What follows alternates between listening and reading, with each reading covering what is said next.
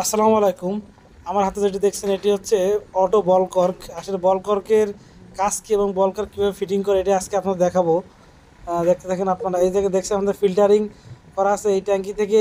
এই ফিল্টারিং যে করা আছে যে উপরের ট্যাঙ্কিটা দেখছেন, উপরের ট্যাঙ্কি থেকে নিচের ট্যাঙ্কিতে যে রিজার্ভে যে পানি থাকবে বা আসবে, এটাতে যাতে কোনো পানি অপচয় না হয় সেজন্য মূলত এই বল কর্কটা লাগানো। বলটা আমরা চেক করে দিলাম ফু দিয়ে যে ঠিক আছে কি না। ঠিক আছে, এবার আমরা সুন্দর করে থ্রেড টেপ দিয়ে এখানে একটা থ্রেড টেপ দিয়ে জয়েন্ট সকেট দিয়ে এটি লাগানোর সিস্টেমটা আপনার দেখাবো।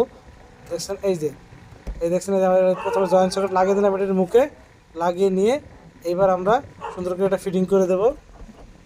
দেখছেন সুন্দর করে থ্রেড টেপ দিয়ে পেস্ট লাগিয়ে দিতে হবে। আর দিয়ে এই যে আমরা এবার মুখে বলটি লাগিয়ে দেব।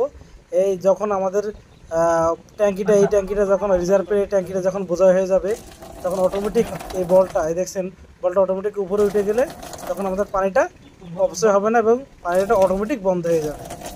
এই দেখছেন অটোমেটিক বন্ধ হয়ে যাবে। তাহলে আমার এই ফিল্টারিং পানিটা কোনো প্রকার অপচয় হবে না, এই জন্য মূলত এটা ব্যবহার করা।